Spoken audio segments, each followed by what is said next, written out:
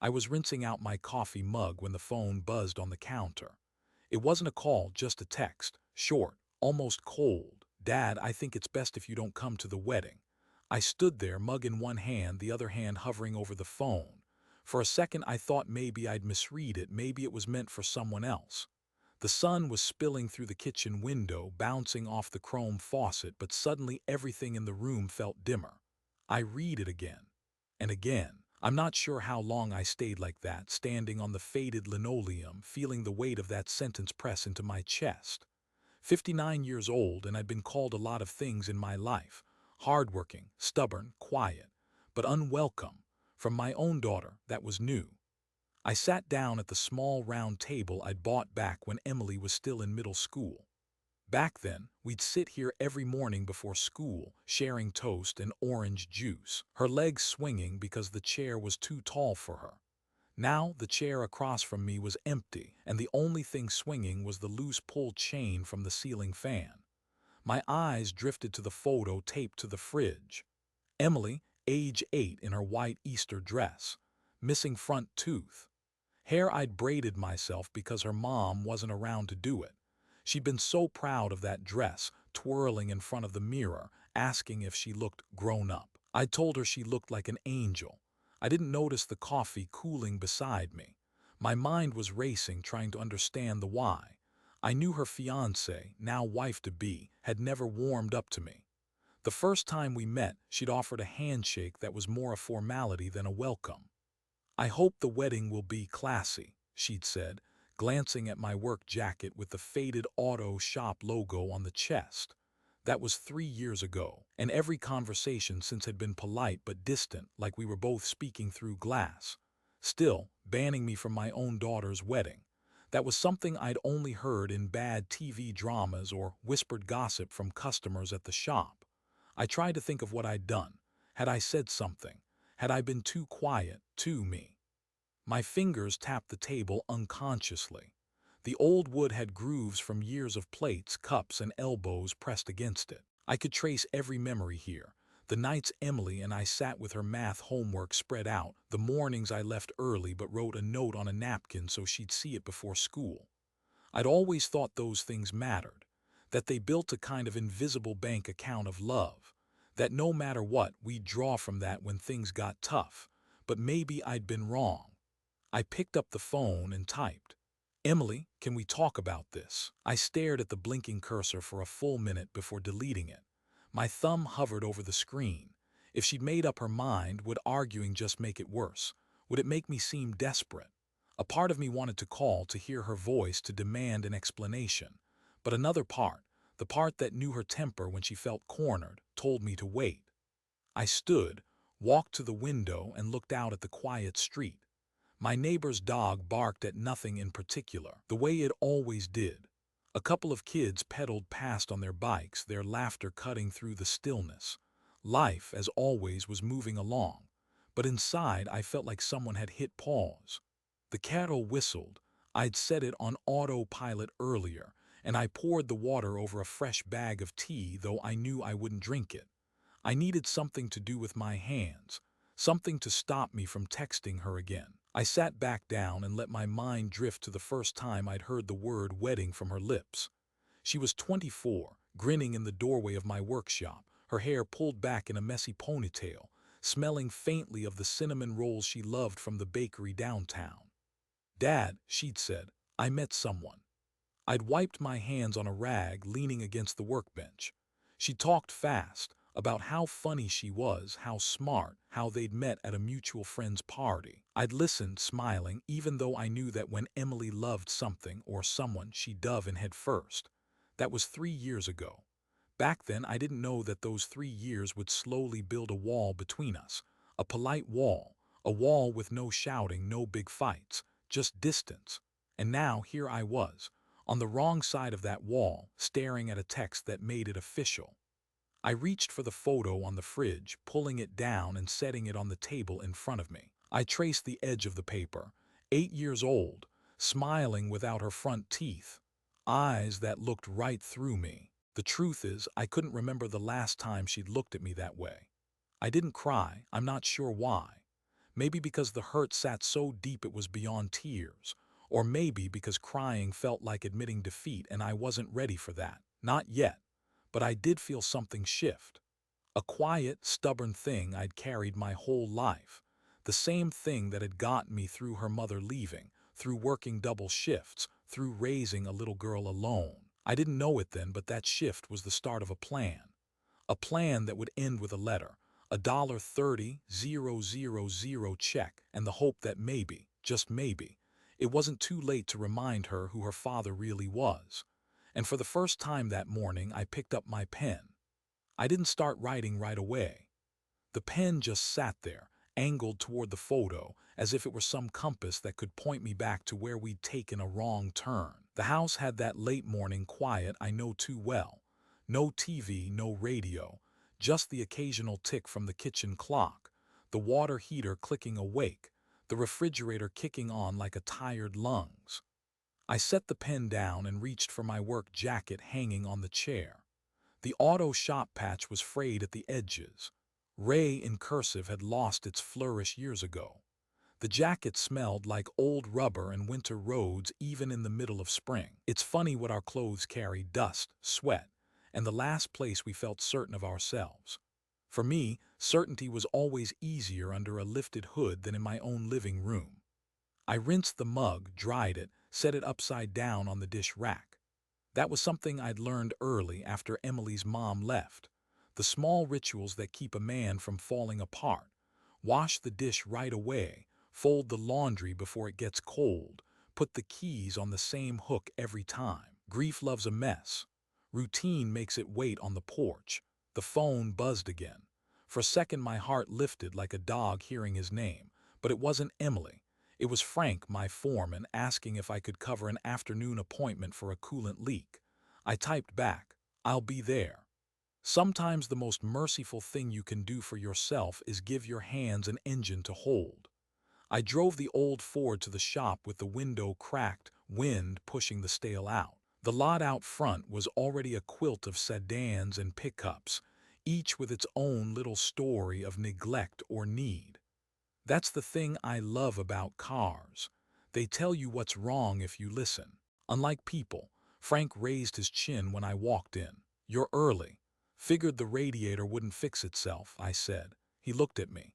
He's known me since before the divorce, before Emily lost her front teeth, before either of us got the kind of aches that we can predict by the calendar. "Everything all right?" I lied the way men my age often do, with a shrug. "Can't complain." He let it be.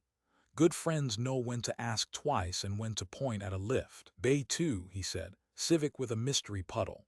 I changed into a clean pair of shop gloves and set to work. The undercarriage smelled like the inside of a penny jar. Pale green dripped from a hose clamp so loose a child could have turned it. I tightened it, flushed the system, watched the stream go clean. There's a soft snap the world makes when something is finally right. I live for that sound. By noon, I'd fixed 2 leaks and an alternator that had cried uncle. My palms were nicked, knuckles blackened, but my head was quiet in the way it only gets when the day gives you straight lines to follow. Then, in the short lull between jobs, I looked up and saw the calendar tacked to the corkboard.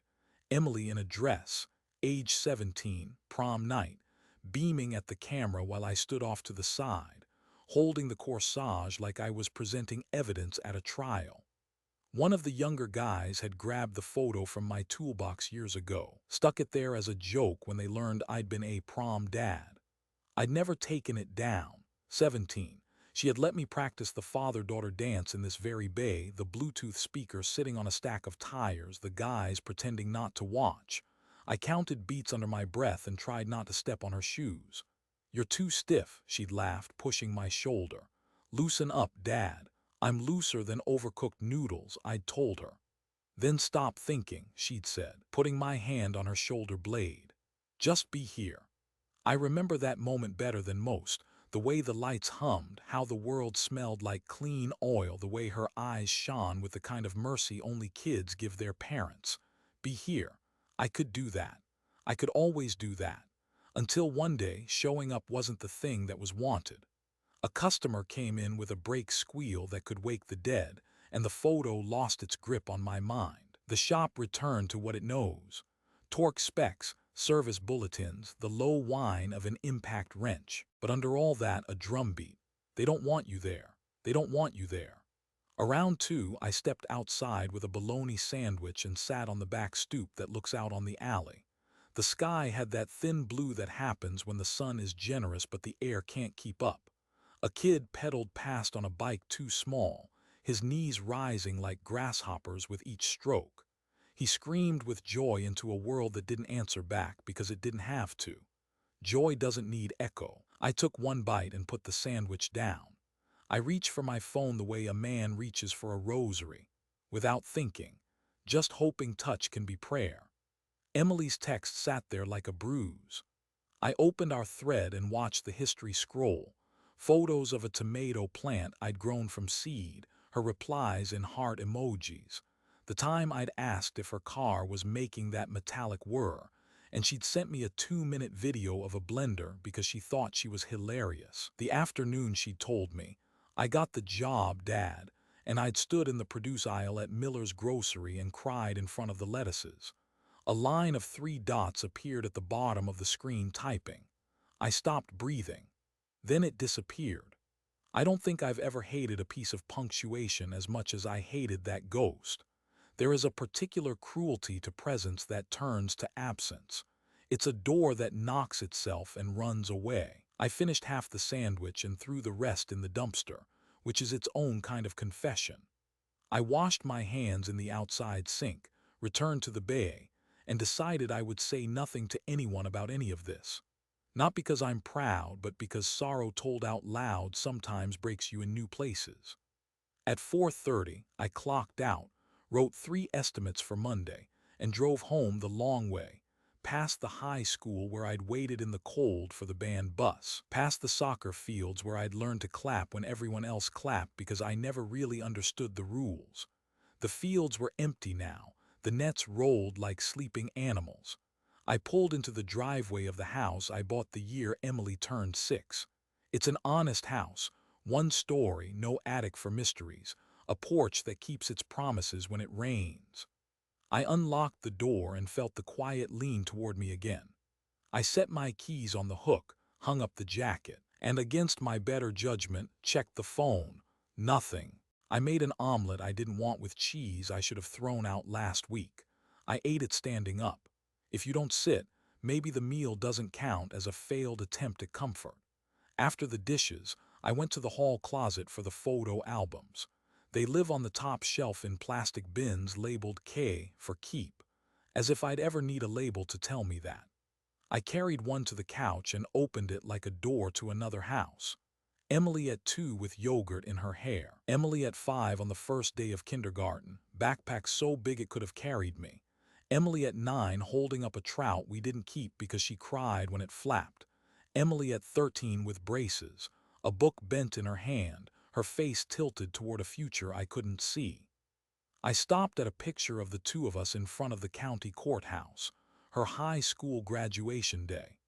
The other kids had grandparents flanking them, siblings in tow, moms wearing shoes that blistered because love is believing you can make 2-inch heels look easy. Emily had me. I remember her eyes searching the crowd for no one but herself, and then landing on me like a bird that knows where home is. Sometimes it's not a big fight that breaks things. Sometimes it's a series of tiny decisions that don't look like decisions. Holidays spent elsewhere because it's easier, quick calls instead of long talks because things are busy. The slow quieting of the habit of telling the truth. A relationship is built or eroded in the middle distances of daily life.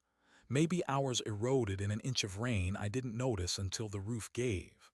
The album slid off my lap when the doorbell rang. For a second, my heart lunged again. Some part of me is always 8 years old, waiting on good news. It wasn't Emily. It was Mrs. Albright, my neighbor from across the street, holding a casserole and a smile she wears because she's decided that's who she is.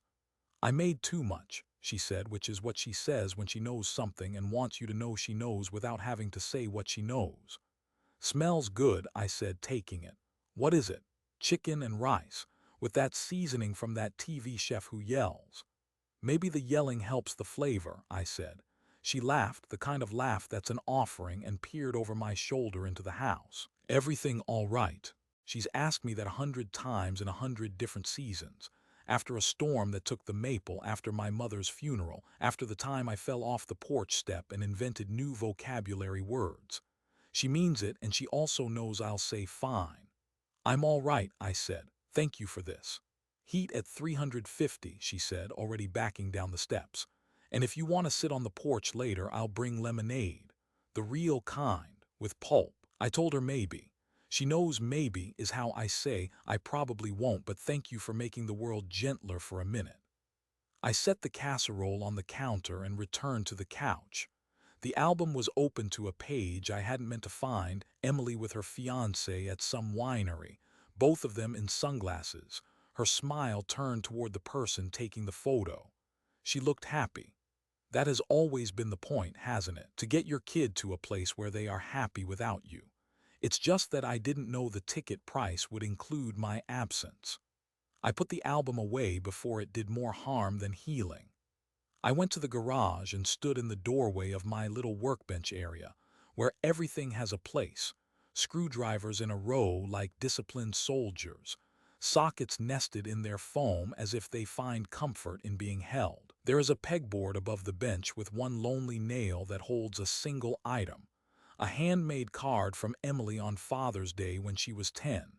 It's construction paper blue with a lopsided heart and a stick figure that has my mustache. Inside, written in pencil that presses too hard, to the best dad who can fix anything, even broken toasters and broken days. Love, E. I took the card down and read it again as if the words could be a spell. Then I put it back. The garage smelled like two-stroke gas and weathered hope. Back in the house, dusk had begun the soft work it does, turning hard edges into shadows, making rooms seem kinder. I walked to the kitchen window and watched the street lights blink awake. There's always a moment when the sky is the exact color of the word almost. That's when I saw my reflection and didn't recognize the man looking back. Lines deeper, eyes tired, a mouth that forgot how to turn up. I lifted my hand to touch the glass and found myself saying out loud, "You did your best." The thing about saying that to yourself is you immediately argue. Did I? The years unfurled like a film strip, me missing one of her recitals because a transmission blew and I couldn't find anyone to cover, me asking too many questions about the first boyfriend because his handshake was the dead fish kind, me being quiet the night she told me she was moving in with her fiancé because I didn't know how to bless it and keep her. You can love someone with all the right intentions and still carry a pocket of could-haves. The phone buzzed again. I didn't jump this time. It was a message from an unknown number, the text bloated with politeness. "Hi Raymond, this is Angela's mother, Lorraine. We're finalizing guest details and just wanted to make sure there was no confusion about the head count. Thank you for understanding." Understanding. That's a word people use when they want you to carry their comfort for them. I stared at the message until the screen dimmed and then went dark.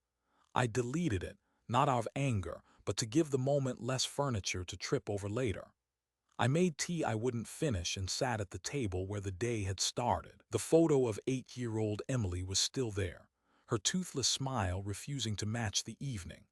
I thought about the first day of kindergarten, how her hand fit mine like a glove that had always been meant for it. I thought about the time we got caught in the rain at the county fair and took shelter under the popcorn stand awning, water coming down like 1,000 sewing needles, both of us laughing because we couldn't afford the ride tickets anyway, but it didn't matter. I thought about the winter we shared one space heater and 1,000 soups, and how she learned to stir without spilling, because I told her cooking was one way to keep warm. If anyone ever asks me to define fatherhood, I will take them to a kitchen table at dusk and point to a photograph and a phone with no new messages and a man who stays. I did what men do when there's no obvious next step. I made a list. I pulled a pad from the drawer and wrote things I can do. I like lists. They remind me that the world has corners to grab. 1. Buy a suit that fits, just in case I change my mind and decide to go anyway. 2. Get a gift, something more than a toaster. 3. Write a letter, say what you've never said cleanly. 4. Do not shame, do not plead, bless her even if you have to do it from the driveway. I stared at number 1 until it didn't make sense. Was I the kind of man who shows up where he isn't wanted? I've seen those movies. I've watched those YouTube videos where a father crashes the reception with a speech that wrecks the room. That's not me.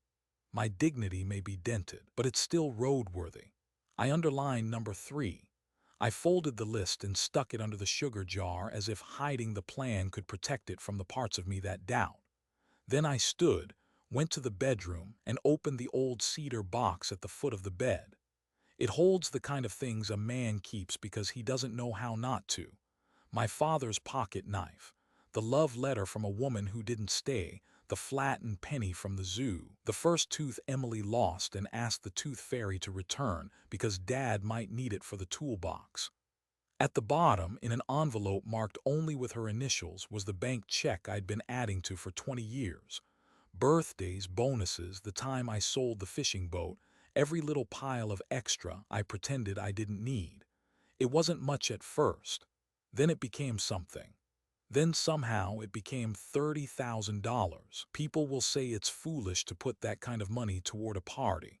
They're right, but the check wasn't for the party. It was for the dream, the kind of start I never had. I held the envelope and thought about how money is just a metal we pretend is river. It can wash you clean or knock you over. It depends on how you step in. I didn't decide anything right then.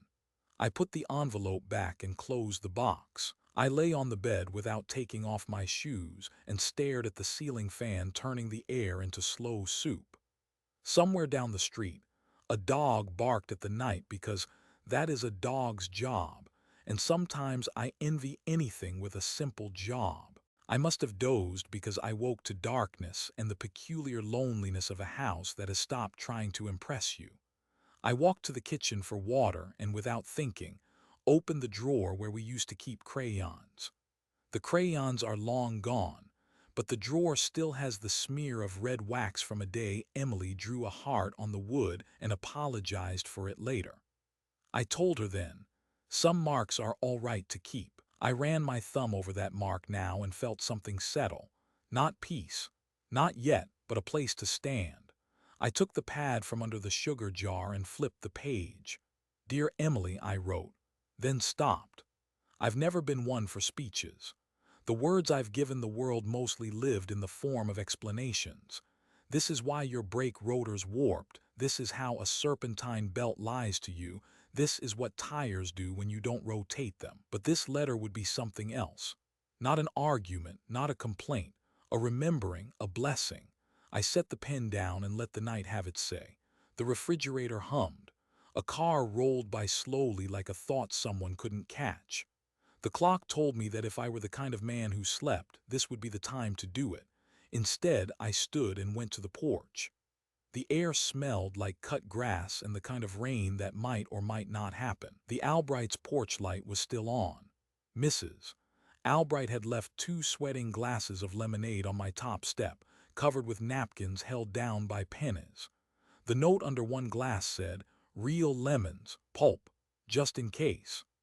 I took a sip and laughed because kindness can be so simple it embarrasses you. I sat in the rocking chair that squeaks at the end of the push and watched the dark make everybody equal. Porch lights up and down the street formed a constellation of people trying. Somewhere, a TV burbled the end of a game. A screen door slapped shut 3 houses over, a sound that is childhood, no matter how old you are. I thought about the moment I would not have, standing at the back of a church, smoothing the front of an ill-fitting suit, feeling like the largest and smallest man in the room at the same time.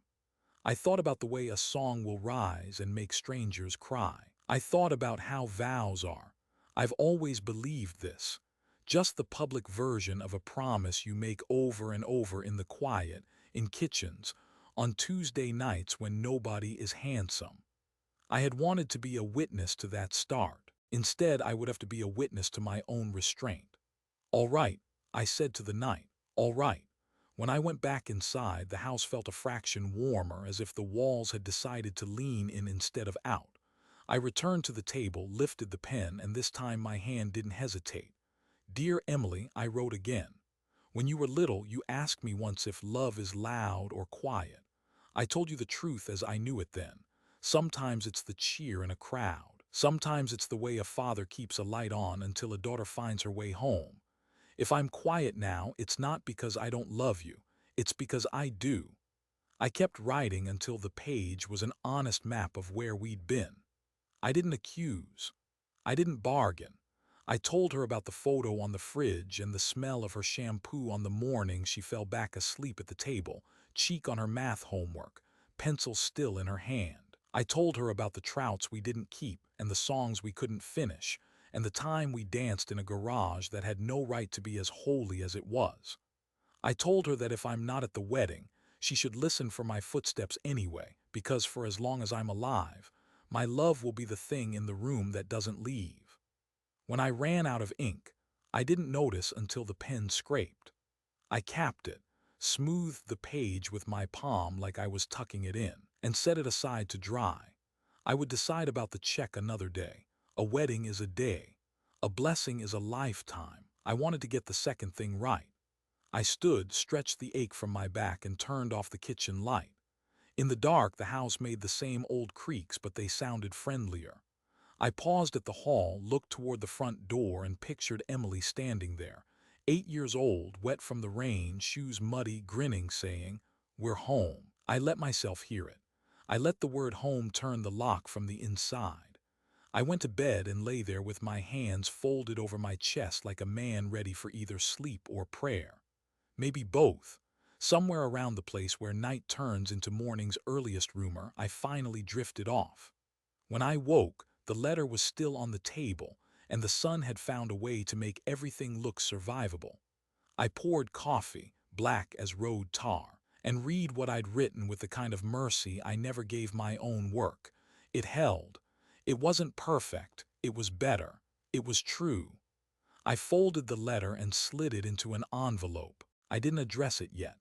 I placed it beside the list under the sugar jar and left it there the way you leave bread dough to rise, covered, patient, trusting that the yeast knows what it's doing. Before I left for the shop, I took one last look at the photo on the fridge. 8-year-old Emily smiled with that fearless gap, arms flung wide like the world was a friend.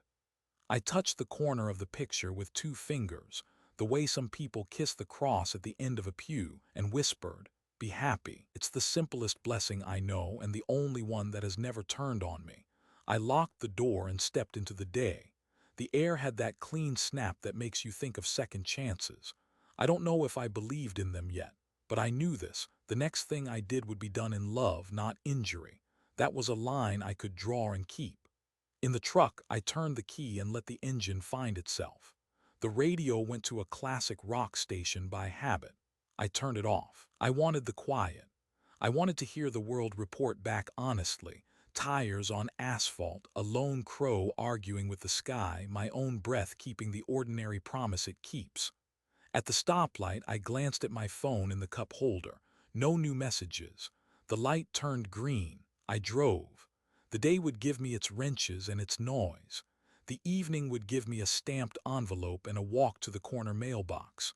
Somewhere, a wedding planner would check a box next to "Father of the Bride" and write the word "absent."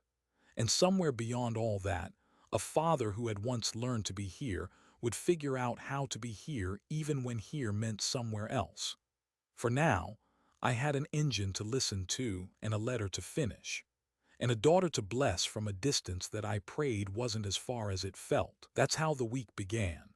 The week my daughter banned me from her wedding, and I answered in the only language I've ever trusted.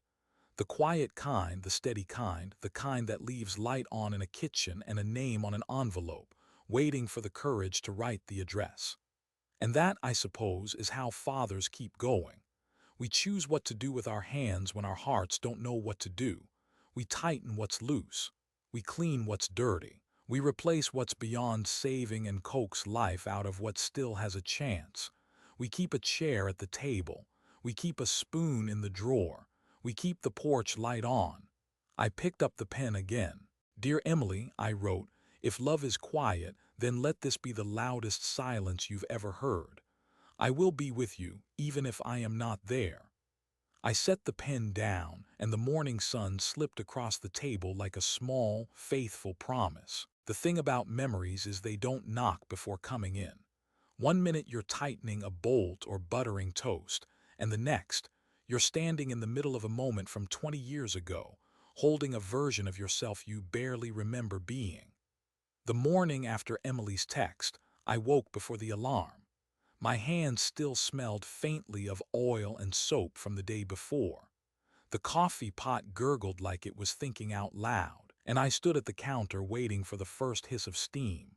That's when I saw it, the small plastic cup from the dentist's office sitting by the sink. I've been using it for mouthwash for years, but suddenly it pulled me into a day when Emily was 9. She'd lost her second front tooth the night before and insisted on bringing the tooth fairy's quarter to the dentist for good luck. We'd stopped at the gas station for a chocolate milk afterward, and she'd grinned at me from the passenger seat, gap-toothed, straw between her teeth, like the whole world was a playground she'd been personally invited to. That was the year she decided she wanted to be a scientist who also plays soccer, because girls can do two things at once. I'd told her she could do anything she wanted, even 3 or 4 things at once, as long as she remembered to brush her teeth. I carried that memory to the table with my coffee. The chair creaked the same way it always had, like an old friend groaning but glad you showed up. I thought about all the mornings we'd sat here, the ritual we'd kept without ever naming it. Me with my coffee and the paper, her with her cereal and the comics section. She'd eat the marshmallows first if it was Lucky Charms, leaving the oat pieces for last because, as she once explained, you have to save the boring stuff for when you're strong enough to handle it. I'd laughed, not knowing she'd just given me a pretty good definition of adulthood. Back then, my life was built around a simple rotation: work, Emily, sleep, repeat. Her mom had left when she was 4, and I'd learned quickly that you can't raise a kid by looking too far ahead. You do the next right thing, the next needed thing, and trust that somehow it will be enough. I wasn't perfect. I burned dinner more than once. I forgot picture day in 2nd grade and sent her in a shirt with a grease stain near the collar. But I was there, always there. There's a photograph I keep in the garage, pinned above the workbench. Emily's 12, standing in the driveway next to the first bike we bought with gears. She's wearing a helmet 3 sizes too big because the store was out of mediums, and I'd said, "We'll grow into it." She rode circles around me that whole afternoon, calling out, "Watch this, Dad," and nearly tipping over every time she looked back to make sure I was watching. That's the thing. Kids want you to see them even if they act like they don't. And I always saw her. The first time she played piano in the school recital, she was so nervous she asked me to sit in the front row so I can see your face and know I'm okay. I remember leaning forward, elbows on my knees, nodding with each note. She'd found me after, running into my chest so fast she nearly knocked me over, saying, "I didn't mess up, did I?" I told her she'd played like the music had been waiting for her fingers all year. It's strange, the things that stick with you. Not the big trips or the expensive gifts, but the Thursday nights when you're both tired and you decide to eat grilled cheese on the couch while watching a movie you've both seen a dozen times. The days when rain cancels the plans, so you make new ones in the living room with a blanket fort and hot chocolate. The afternoons when you sit in the bleachers, half freezing, and she still finds you in the crowd when her team scores. I remember one winter in particular. The furnace gave out during the coldest week of January, and I didn't have the money to fix it until payday. We used space heaters and wore 3 layers to bed. Emily thought it was an adventure, calling it our Arctic sleepover. We'd huddle on the couch under every blanket in the house, sipping soup and telling stories. She'd ask me about my childhood, and I'd tell her about sledding on flattened cardboard boxes because we couldn't afford real sleds. She'd laugh, the sound bouncing off the walls like it was trying to warm the place by itself. Even then, I think she understood that being together was the real heat. I wish I could bottle those years and pour them out on days like now, when the distance feels wider than the street between us. I wish I could hand her one of those bottled Thursdays and say, "See, this is us. This is what we are." But life doesn't let you hand over a memory like proof in a courtroom. People remember what they remember, and sometimes it's not the same as what you held onto. Somewhere along the way, our versions of us started to differ. The change was gradual. College made her busier, friends made her busier still. Calls became texts, texts became fewer. The first holiday she didn't come home, she'd said it was because flights were expensive. I'd mailed her a scarf I found at the thrift store, soft and warm, with a note saying, "For the walks between classes." She sent a picture wearing it, smiling, but I couldn't tell if the smile reached her eyes. When she told me about Angela, her future wife, she was glowing, and I wanted to be happy for her. I did. Angela was polite, professional, the kind of person who shakes your hand like she's meeting a client. But there was a wall in her politeness, something that said, "I'm watching you." I told myself I was imagining it, but each dinner, each holiday, the wall got thicker. There was one night, maybe 2 years ago, when Emily invited me over for dinner at their apartment. I brought a bottle of wine I couldn't really afford, thinking it would be a nice gesture. Angela accepted it with a smile that didn't move her eyebrows. During dinner, I made a joke about Emily's teenage fashion choices, purple hair and a chain wallet. Emily laughed, but Angela said, "Well, we're not going back to that, are we?" The way she said it, half joking, half something else, made Emily drop her eyes. I knew then I was being catalogued. My every word and gesture weighed for compatibility with whatever image they were building for their future. I left early that night, saying I had an early shift. In truth, I just didn't want to sit at a table where my presence felt like an asterisk. The months that followed were polite but thinner. Birthdays with quick calls. Holidays shared with her side of the family because it's just easier. I told myself it was part of growing up, kids making their own lives. But there's a difference between independence and erasure. And lately, I've been feeling more erased than anything. So when that text came banning me from the wedding, it wasn't a lightning strike out of nowhere. It was the final raindrop from a cloud I'd been watching for years. But knowing it's coming doesn't make the thunder any softer. That morning, after my coffee, I dug through an old shoebox in the closet. Inside were pieces of our life, ticket stubs, school ribbons, a tiny clay turtle she'd made in art class that still had a smudge from her thumb. I lined them up on the table like a timeline only I could read. Each one whispered, "You were there. You mattered." And sitting there with those artifacts of our life spread out in front of me, I decided something. If I wasn't going to be in the wedding photos, I'd at least make sure Emily knew, really knew, where she came from, what she meant to me, and that even if she wanted distance, my love had no exit strategy. That's when the idea of the letter started to take root. Not just a note, not just a card. A letter that could be opened in the middle of a party and still cut through the noise. A letter that would make her remember the girl in the Easter dress, the one who asked me to sit in the front row. A letter she couldn't ignore even if she tried. I didn't know exactly what it would say yet, but I knew this. It would be honest. And it would come with the one thing I'd been saving for her since the day she was born. The check. The start she deserved, whether or not she thought I deserved to see her start it. And as I gathered up the shoebox and put the memories back inside, I realized something I hadn't been ready to face before. This letter might be the last thing I ever get to give her that isn't filtered through someone else's opinion. So it had to be right. It had to be us. And it had to be soon. There's a kind of distance you can measure in miles. Then there's the kind you measure in seconds, how quickly a conversation ends, how long it takes for a text to be answered, how often I've got to go replaces "How are you?" With Emily, the seconds were starting to stretch into hours, then days. It began with little things. A call that went straight to voicemail.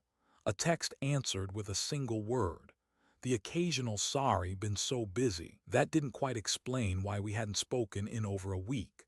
I told myself not to read into it. She's an adult now, I thought. She's got her own life. But the truth is, when someone has been the center of your life for decades, you notice even the smallest shift in their orbit. One Saturday afternoon, I called to invite her over for dinner. "I'm making that pot roast you used to love," I said, trying to make it sound casual. There was a pause, then the sound of her muffled voice like she'd covered the phone. I could hear another voice in the background, Angela's. When Emily came back on, her tone had changed. "Oh, we actually already have plans. Rain check." I said sure, of course, and hung up before she could hear the disappointment in my voice. A week later, I ran into Mrs. Parker from down the street at the grocery store. She's known Emily since she was in pigtails. We were talking about the weather when she said, "I saw your daughter at the bridal boutique last weekend. She looked so happy." I smiled and said I was glad, but what I didn't say was that I didn't even know she'd gone dress shopping. That night, I sat on the porch and tried to remember the last time she'd called just to talk. Not for advice about her car, not for a recipe, just to talk. I came up empty. It wasn't long before I started hearing more from other people about the wedding than from Emily herself. A friend of a friend mentioned the venue. My coworker's wife said she'd seen their engagement photos on Instagram, photos I hadn't been sent. I didn't even have Instagram. The next time I did talk to Emily, I tried to keep it light. "So, how's the wedding planning going?" She hesitated, then said, "It's good, a lot of work. Angela's mom has been helping with most of it." "Sounds nice," I said, but what I wanted to say wasn't that supposed to be me? As the weeks passed, the calls got shorter.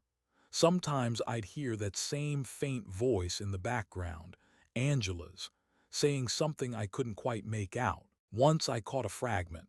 "Tell him you're busy." She said it softly, like it wasn't meant to be heard, but I heard it, and I didn't know what hurt more, the fact that she said it or the fact that Emily didn't correct her. I started noticing the gaps in our conversations, the way she'd change the subject if I asked too many questions, the way she never asked me about my day anymore. It was as if the details of my life had become irrelevant, like I was a character she'd written out of the main storyline. The breaking point came one afternoon when I was changing the oil in the truck. My phone buzzed. It was a group text from a number I didn't recognize. The message read, "Hello, this is to confirm headcount for the reception. Please RSVP by Friday." It was from the wedding planner. I thought maybe it was just a formality, so I replied, "Yes, I'll be there." A few minutes later, my phone rang. It was Emily. "Dad, I think there's been a misunderstanding," she said. Her voice was tight, like she was holding it together by threads. "That RSVP wasn't meant for you." I gripped the phone harder. "What do you mean, not meant for me? You sent it." "It was a group list. Your name shouldn't have been on it. I'm sorry." I waited for her to say more, to explain, but all I heard was her breathing. "Finally," I said. "I thought I'd at least be there to see you walk down the aisle." Silence. Then, in a voice so small I almost didn't recognize it, she said, "Angela thinks it's best if you're not there. It's complicated. Please understand." There it was. Not from her lips alone, but from someone else's mouth, echoed through hers. I didn't argue. I didn't plead. I just said, "All right," and hung up. But that night, sitting at the kitchen table with the check I'd been saving for her all these years, I felt something settle deep in my chest. Not anger. Not yet. Just a quiet understanding that whatever I did next had to be on my terms. I would not beg for a seat at my own daughter's wedding, but I also wouldn't let her start this new life without knowing exactly who had been in her corner from day one. That was the night I decided. She may not want me in the room, but my words and my love would still be there. The rain started just after sunset. Not the kind that comes with thunder and drama, but the slow, steady kind that makes the street lamps look like they are underwater. The kind that seeps into the cracks, quiet and certain. I was at the kitchen table again, the place I seem to end up whenever life wants to have a word with me.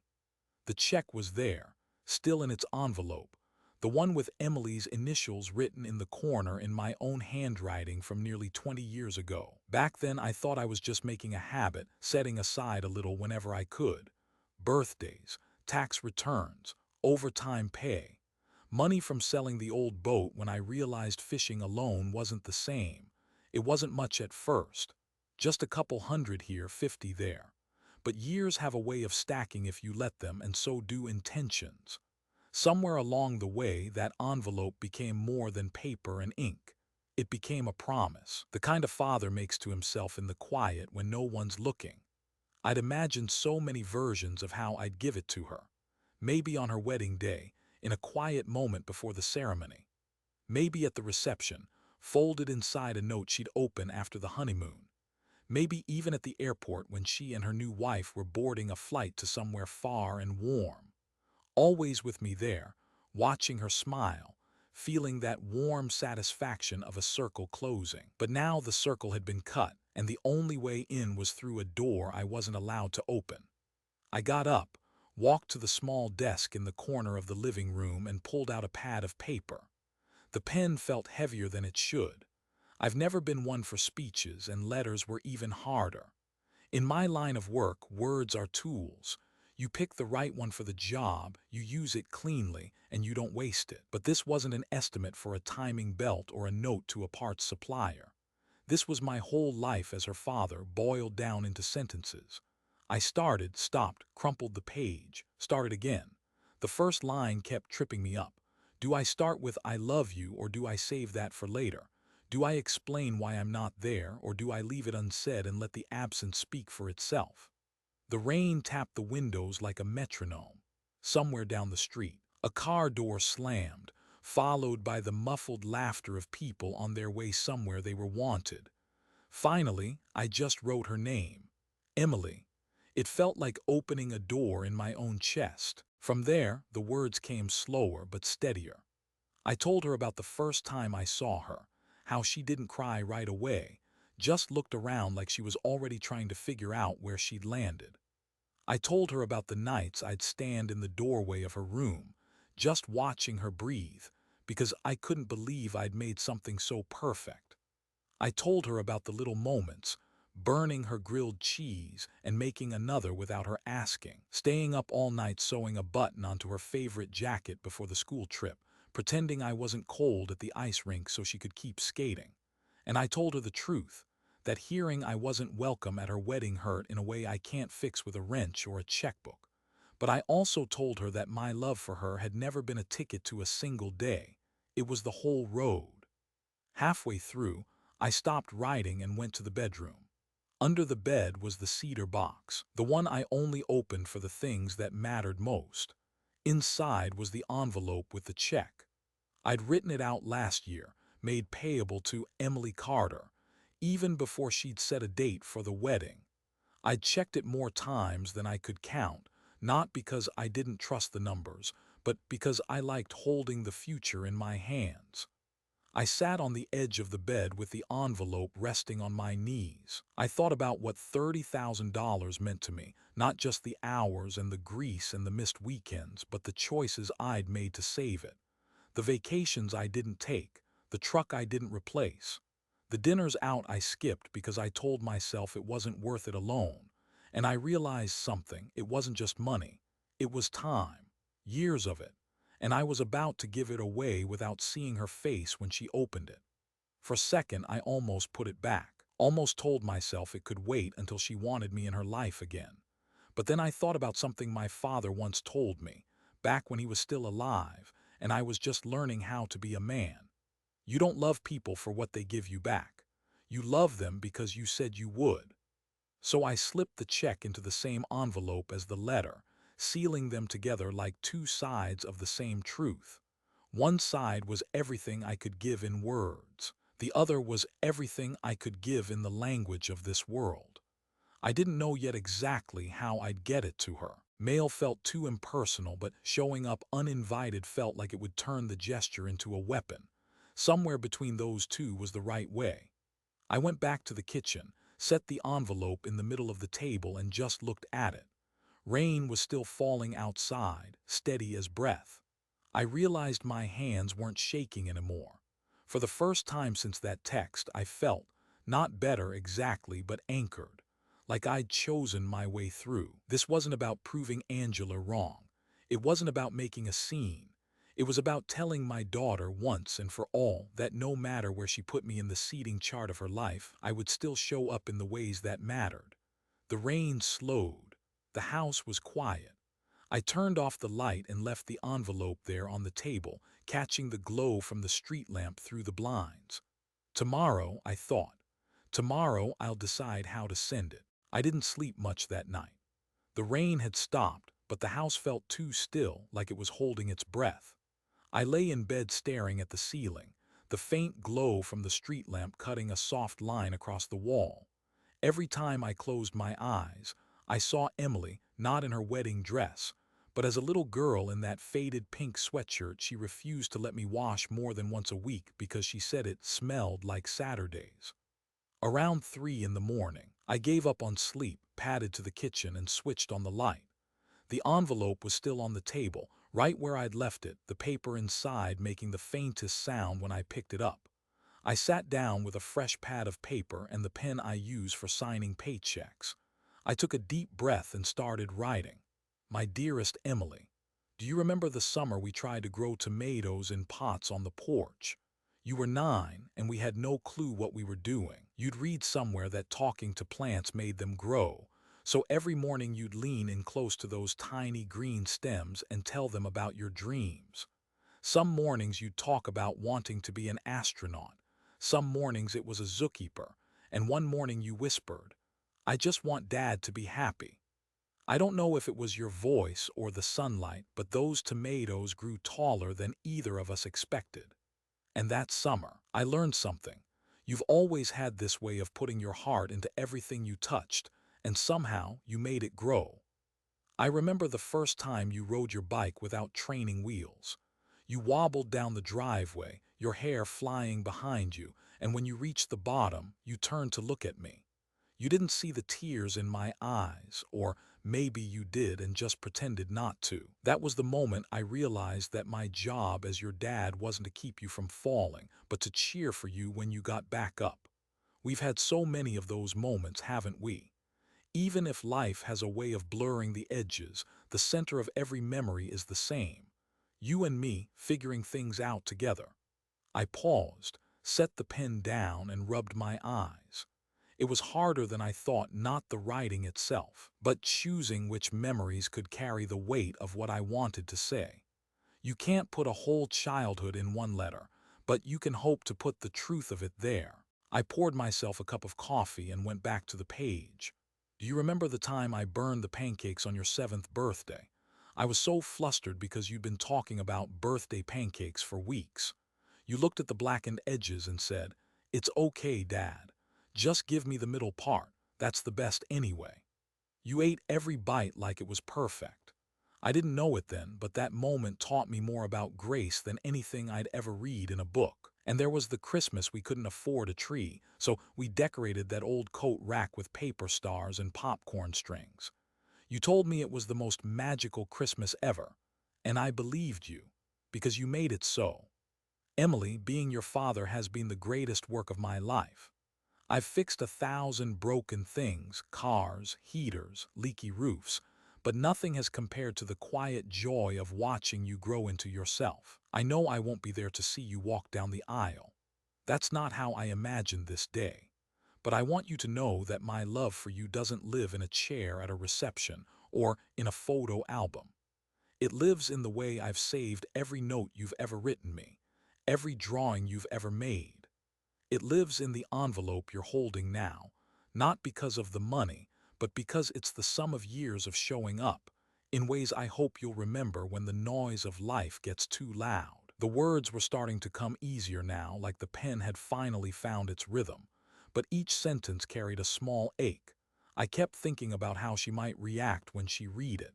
Would she cry? Would she feel guilty? Would she fold it up and never speak of it again? I pushed those thoughts aside. This wasn't about her reaction. It was about saying what needed to be said, about leaving nothing unsaid in case life didn't give me another chance. So if you remember nothing else from this letter, remember this. I am proud of you, not just for the degrees you earned or the career you built, but for the way you've always had a heart that listens to people, to animals, even to tomato plants. And if you ever find yourself doubting where you came from, or wondering if you've ever been loved without condition, think of this letter. Think of me at the kitchen table in the middle of the night, writing these words because there's no other way to fit everything I feel into a single room. I may not be at your wedding, Emily, but I am with you. Always have been. Always will be. Love, Dad. When I finished that first part of the letter, the sky outside was turning the faintest shade of blue. The kind of blue that promises a new day but doesn't erase the night before. I folded the pages and slipped them back into the envelope with the check. This was only the first half of what I wanted to say. Tomorrow night I'd write the rest, the part about what I hope for her future, the part about marriage and the lessons I've carried from my own mistakes. For now, I let the envelope rest on the table and went to the porch. The air was cool, damp from the night's rain. Across the street, Mrs. Albright's cat sat in her window, watching the world like it was a show put on just for him. And in that moment, I felt something I hadn't felt in weeks, the smallest flicker of peace. Not because everything was fixed, but because I'd finally found the words that had been sitting heavy in my chest. The rest would come. It had to. The next evening, I didn't wait for the house to grow quiet before sitting down to write again. The letter was already waiting for me on the table, folded neatly beside the check. The rain had cleared, leaving the air crisp, as if the world itself had decided to start over. I poured a cup of coffee, black and hot, and unfolded the pages I'd written the night before. I read them slowly, letting each line breathe. It still felt right, every word came from the part of me that doesn't know how to lie. Now it was time for the harder part. Not the memories, but the lessons. Not the past, but the future. Emily, if marriage is anything like fixing an engine, and in some ways I think it is, you need to know that it's not just about making it run on the first try. It's about checking under the hood regularly, even when it's not making a sound. It's about listening for the little clicks and hums before they turn into rattles and breaks. Your marriage will have days when everything hums like a well-tuned machine, but it will also have days when nothing works, and you'll be tempted to blame the other person or yourself or the weather or the universe.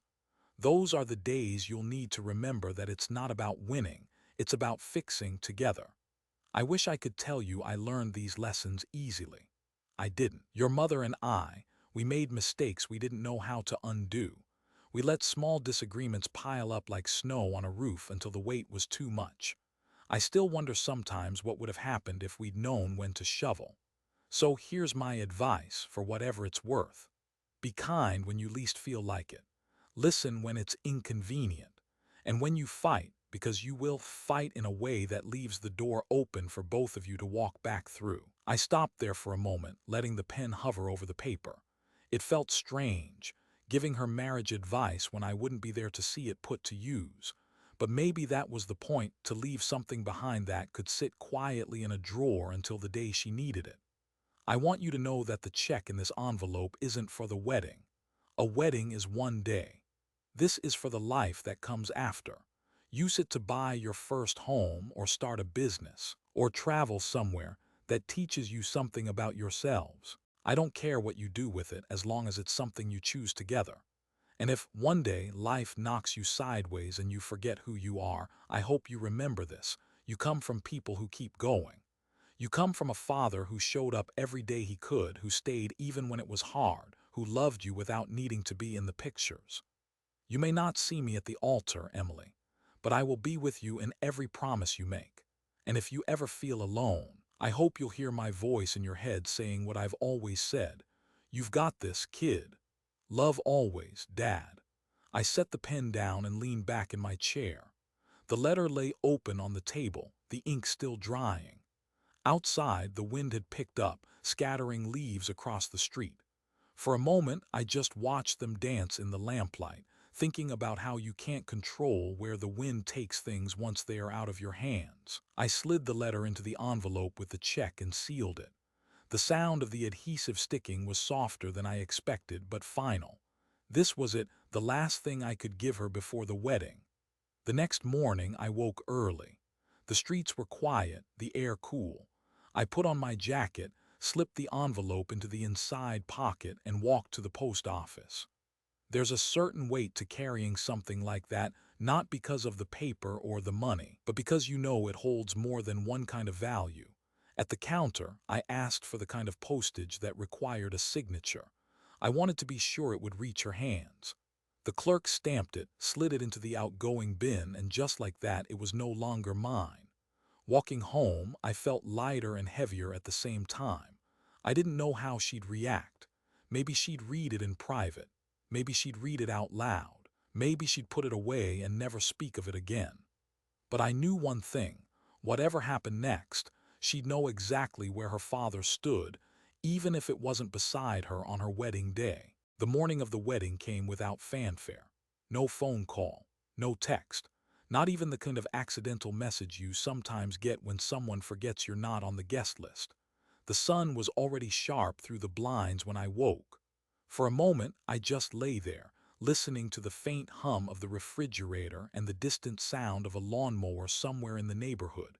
It felt like any other Saturday, and that was the strangest part. My daughter was getting married today, and the world outside didn't seem to know or care. I made coffee and stood at the kitchen counter, watching the steam curl upward. The envelope was gone now, on its way to her, or maybe already delivered. I imagined it sitting somewhere in the chaos of her wedding preparations, maybe on a table surrounded by makeup brushes and hairpins, waiting to be noticed. I told myself not to think about when she might open it, but my mind wandered anyway.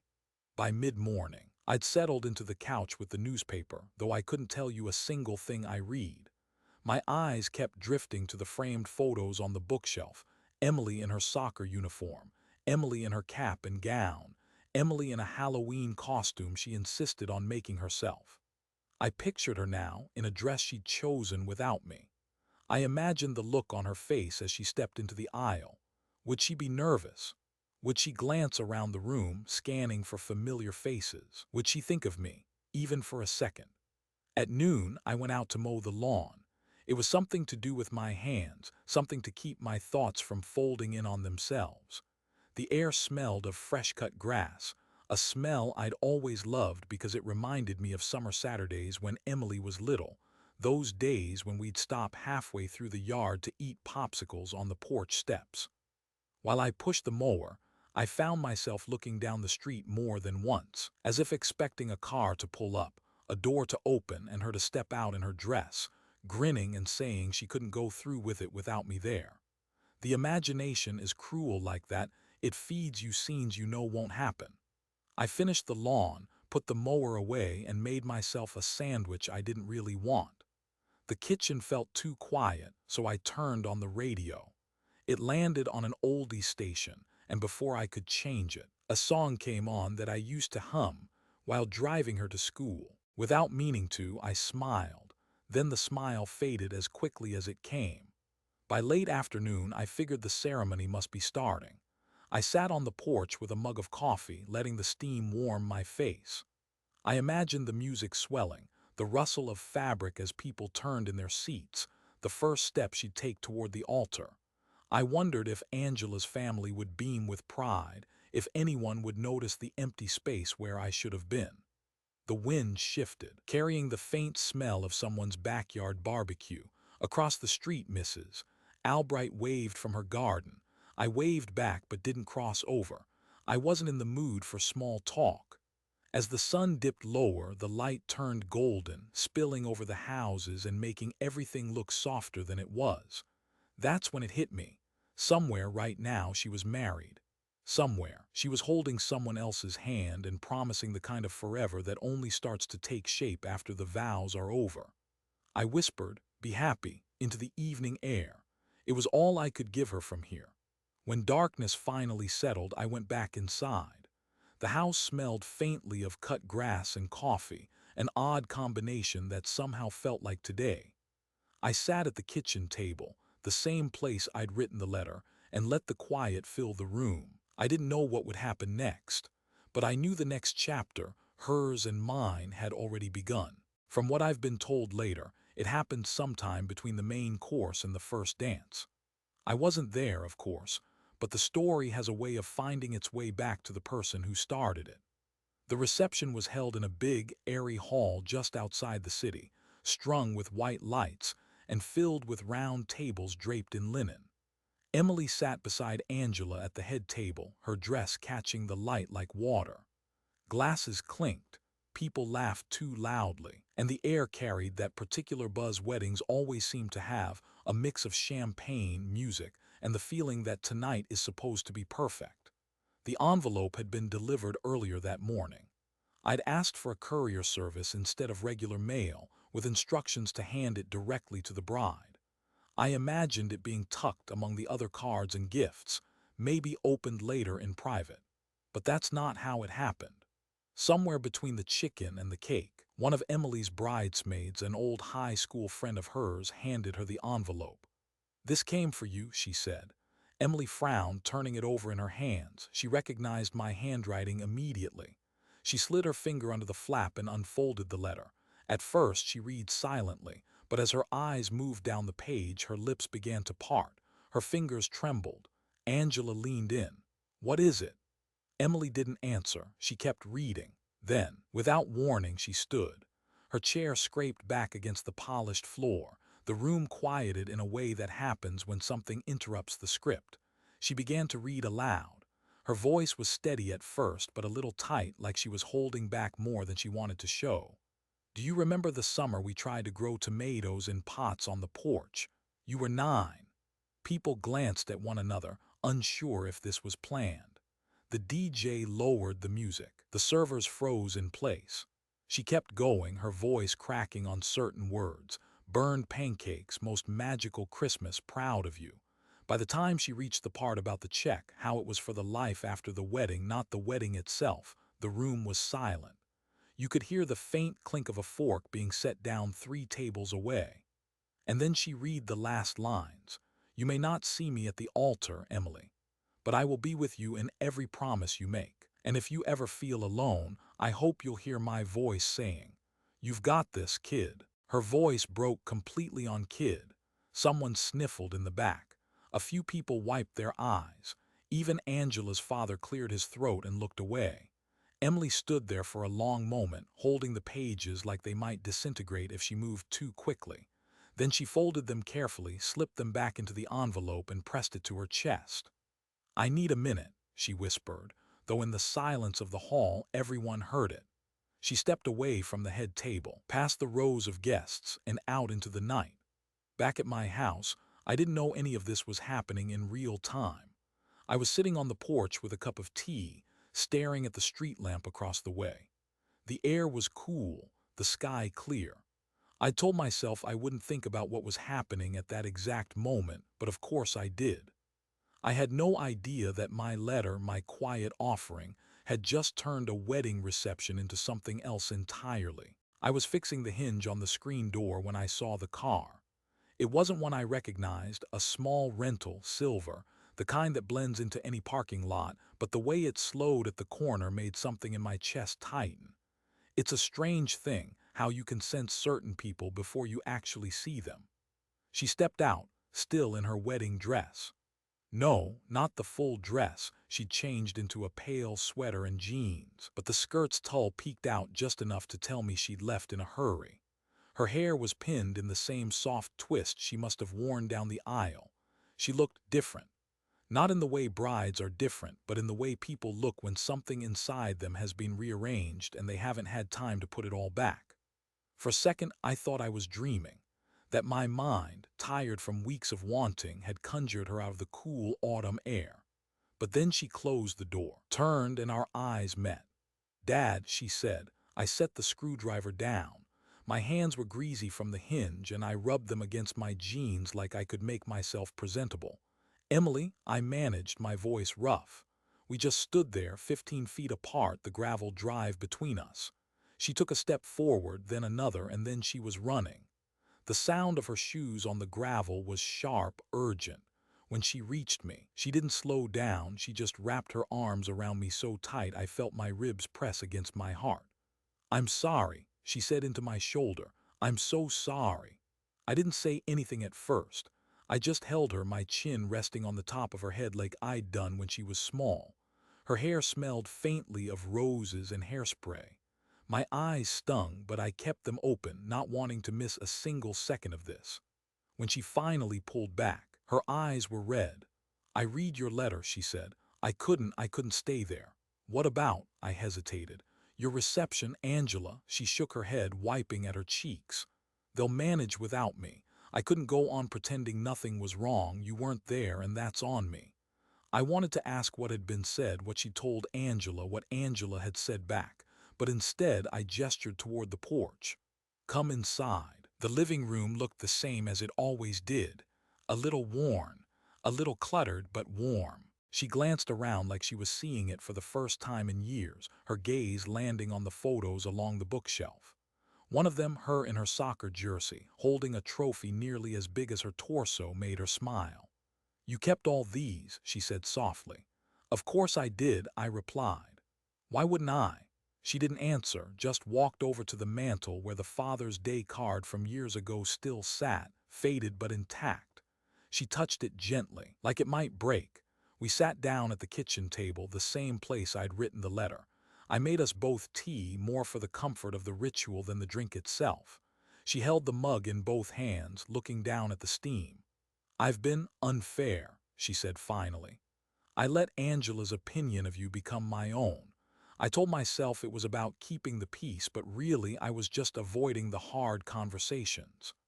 I sipped my tea, letting her talk. She thought you wouldn't fit into the kind of image she wanted for the wedding. She said it would be less stressful if you weren't there, and I didn't fight her. I told myself you'd understand." Her voice cracked on the last word. "I read your letter, Dad," she continued. "I read about the tomatoes and the pancakes and the Christmas with the coat rack. I remembered all of it. I remembered you. And I thought, what kind of person am I, choosing flowers and playlists over the man who raised me?" The words landed heavy between us.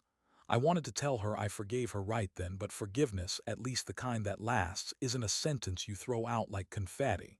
It's something you live into. So I reached across the table and put my hand over hers. "Emily," I said, "I'm not here to win against Angela. I'm here because I've always been here, whether you see me or not." Her shoulders shook, and she nodded. We talked for hours, about the wedding, what I'd missed, what I was glad she'd experienced anyway. About her life these past couple years, the small things she'd never told me because she thought I wouldn't understand. About Angela, how they met, what she loved about her, what was complicated. At one point, she said, "I canceled the honeymoon." I raised an eyebrow. "That's a big decision." "I know, but I couldn't imagine flying somewhere sunny while knowing I'd left things like this. I needed to see you first." The sun had started to dip by then, spilling gold across the table. The light caught in her hair the way it used to when she'd sit here doing homework after school. For a moment, I saw the little girl again, the one who believed talking to tomato plants could make them grow. That night, she stayed in her old room. It was dusty, a little smaller than she remembered, but the posters she'd taped up years ago were still there, curling at the edges. I heard her moving around, opening drawers, maybe looking for pieces of her younger self. I stood outside the door for a moment, listening to the soft hum of her voice as she spoke on the phone, maybe to Angela, maybe to a friend. I didn't eavesdrop. Whatever was being said in that conversation was part of the life she'd built beyond me, and that was okay. Tonight she was here. The next morning we had breakfast together, eggs, toast, coffee. She offered to help with the dishes, and for the first time in years, we stood side by side at the sink, passing plates back and forth. "Dad," she said after a while, "I don't know what happens next, but I don't want it to go back to how it's been." "Me neither," I said. We looked at each other, and I knew we were making a promise, not the kind you say at an altar, but the kind you live by day after day. Emily stayed for 4 days. 4 days that felt both like a lifetime and like a single breath. The first morning I woke early out of habit, thinking she'd sleep in. But when I stepped into the kitchen, she was already there, barefoot, hair messy, pouring cereal into a bowl the way she used to when she was 17 and running late for school. "Morning," she said, like it was the most ordinary thing in the world. "Morning," I replied, fighting the urge to smile too much. We sat at the table, me with my coffee, her with her cereal. The silence between us wasn't the strained kind we'd carried in recent years. It was the easy kind, the kind you earn after years of knowing each other's rhythms. That first day, we didn't talk much about the wedding. We talked about other things, the neighborhood, the shop, the neighbor's new dog who wouldn't stop barking. It felt good to just be with her without forcing the conversation toward the wound between us. Around noon, she wandered into the garage. I followed and found her standing by my workbench, looking at the pegboard of tools. "You still keep everything in the same place," she said. "Easier that way," I replied. "You know where to find it when you need it." She picked up a wrench, turned it over in her hand. "I remember helping you change the oil in the truck. I thought I was a mechanic because I held the flashlight." "You were a mechanic," I said. "Best flashlight holder I ever had." She laughed, the sound bouncing off the garage walls, and for a second I was back in those years when her laughter was the soundtrack to my days. In the afternoons, we walked through town. People recognized her, old neighbors, her former teachers, and asked about her life. She didn't shy away from telling them she'd gotten married, but she didn't rush to explain why she was here instead of on a honeymoon. I could see the questions forming in their eyes, but nobody pushed.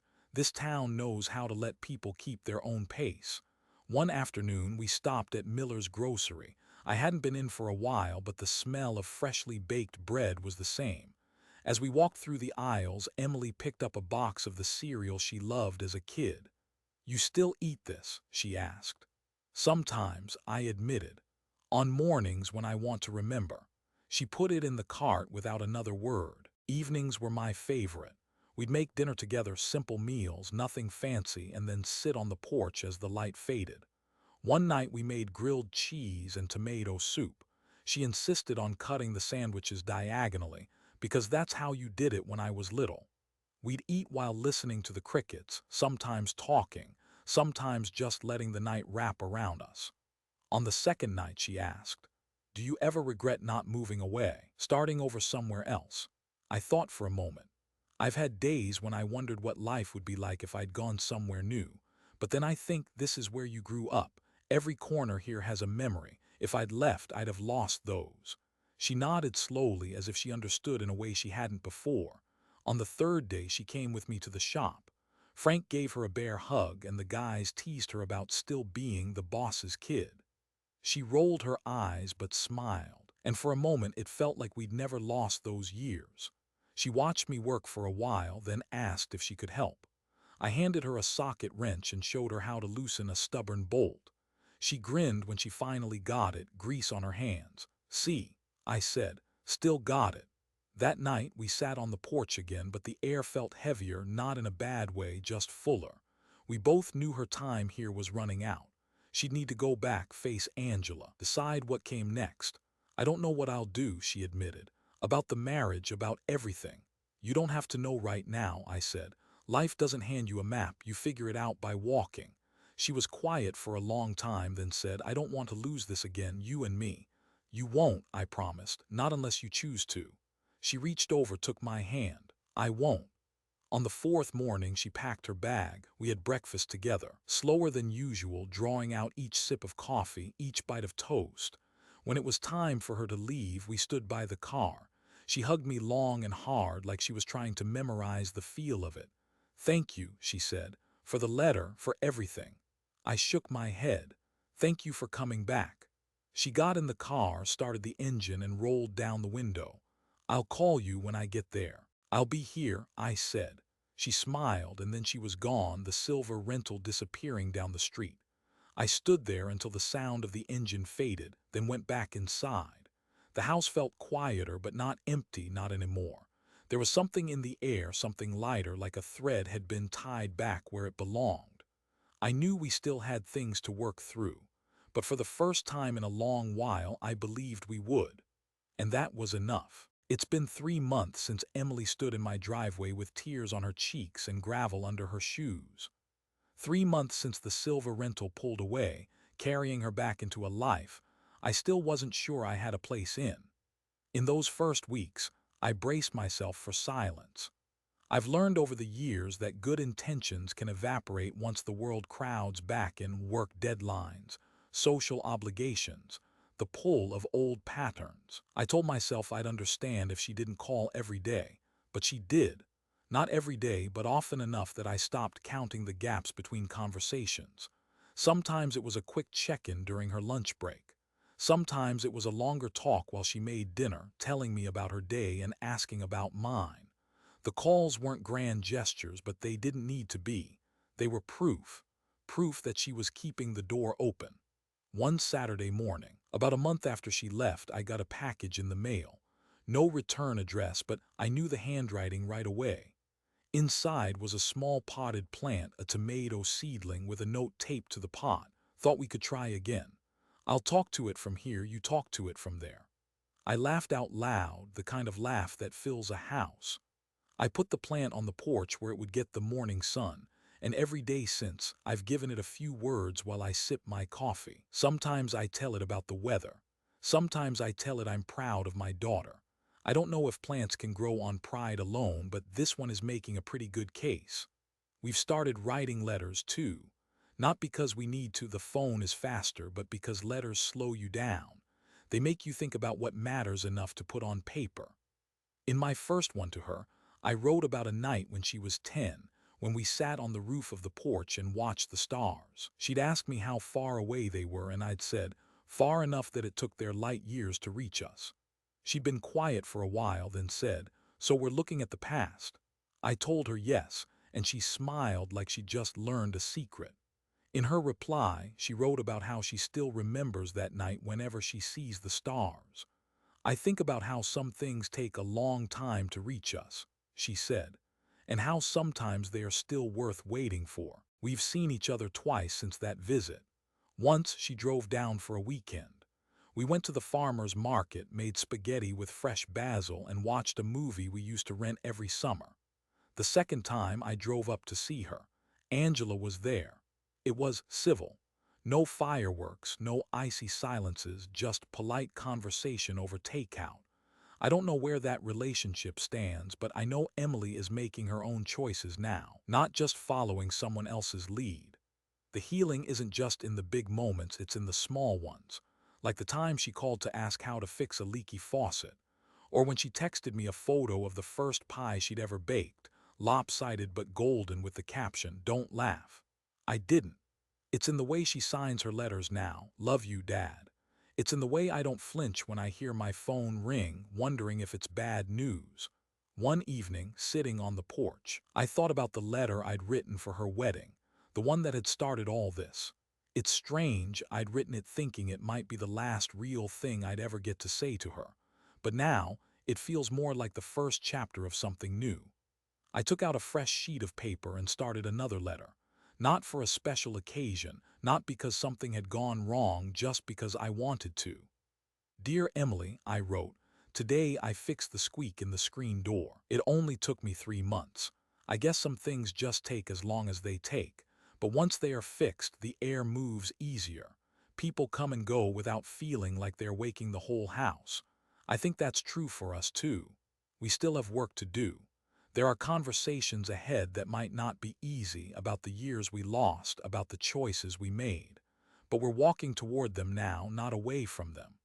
And for the first time in a long time, I believe we'll get there. Because love isn't the promise you make once. It's the promise you keep quietly over and over until the other person believes it again." It's a Saturday morning in late spring. The kind where the air smells like cut grass and someone's baking bread down the street. The porch is warm under my bare feet, and the tomato plant Emily sent me is taller than my knee now, leaning toward the sun like it's got somewhere important to be. I've just finished reading her latest letter. It's short, only a page, but it's enough. She tells me work is busy, that she's learning to make risotto, that she and I should try cooking it together next time she visits. At the bottom, she's drawn a little tomato in red pen and written, "Ours is doing fine." I fold the letter and set it beside the others in the drawer. Sometimes I go back and read them all in a row, like chapters of a book we're writing together, one that started in a place of hurt but found its way to something softer. If you told me a year ago that my daughter would ban me from her wedding, I wouldn't have believed you. If you told me I'd answer that with a letter and a check I'd been saving for 2 decades, I might have laughed at the drama of it. And if you told me that letter would bring her back to my front door, dress hem catching on gravel, I would have said that was the stuff of movies. But here we are. It's not perfect. It's not wrapped up in a bow. There are still quiet spaces we haven't filled yet, still conversations waiting in the wings. But the distance between us isn't a locked door anymore. It's just a hallway we're learning to walk. I've learned a few things through all this. That sometimes love needs to be loud, but sometimes it needs to be written down and sent in an envelope. That absence can speak, but so can presence, even when it shows up in unexpected forms. And that being a father isn't a role you retire from, even when you're told to sit out one of the biggest days of your child's life. You show up anyway in the ways you can. To anyone hearing this story, maybe you've been on one side of this kind of distance. Maybe you've been on both. Maybe there's someone you love that you're not speaking to right now. Write the letter, make the call. Plant the seed, literal or not, and tend it, even if it takes a while to see green. Emily will be visiting next month. We're going to make risotto. We'll probably burn it the first time and laugh until our stomachs hurt. And in that laughter, I'll hear all the years we thought we'd lost coming back, one by one, from one father's heart to yours. Take care of each other. Always.